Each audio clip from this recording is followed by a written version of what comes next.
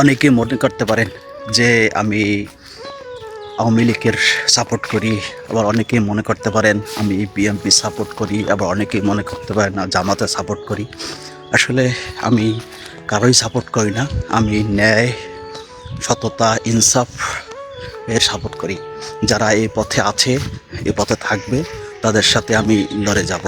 হোক যে কোনো দলের, তার ভিতরে যদি ন্যায় থাকে, ইনসাফ থাকে, সততা থাকে, ন্যায়নিষ্ঠতা থাকে, দেশকে ভালোবাসে, দেশের মানুষকে ভালোবাসে, তাহলে আমি তাকে সাপোর্ট করব। সে যে দলের হোক না কেন, সেটা আমার কোনো বিষয় নাই, সেটা আমার দেখার কোনো বিষয় না। আমি চাই যে দেশের মানুষ শান্তিতে বসবাস করে, দেশের মানুষের অধিকারটা ফিরে পাক, এদেশের মানুষ তাদের ন্যায্য অধিকার ফিরে পাক, স্বাধীনভাবে বসবাস করুক।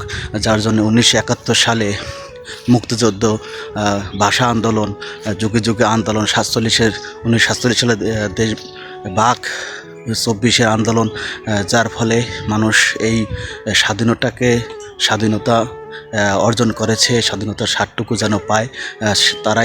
যারাই সত্যর সাথে থাকবে, যারা ইনসাফের সাথে থাকবে, ন্যায়ের সাথে থাকবে, তাদের দলের সাথে আমি থাকবো।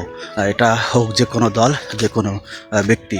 আমি কাউকে কোনো মানে অন্যভাবে সাপোর্ট করব না। যারা দেশকে ভালোবাসে না, যারা দেশের মানুষকে সাপোর্ট করে না, যারা অন্যায়ের সাথে আপোষ করে, মানুষ সত্যর সাথে লড়ে না, তাদেরকে আমি কখনো সাপোর্ট করব না। তারা কখনো আমার ব্যক্তি হিসেবে তাদেরকে কখনো সাপোর্ট করি না।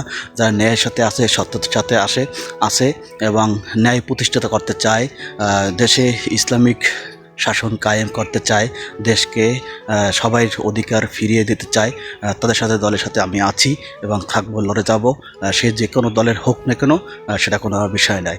তাই আমাকে মনে করবেন না যে আমি কোনো দলের সাথে যুক্ত আছি। আমি ন্যায় ও সত্যের সাথে যুক্ত আছি। যারাই সত্য ন্যায়ের সাথে লড়ে যায়, তাদের সাথে আমি সবসময় থাকবো, তাদের সাথে সবসময় একাত্মতা পোষণ করব।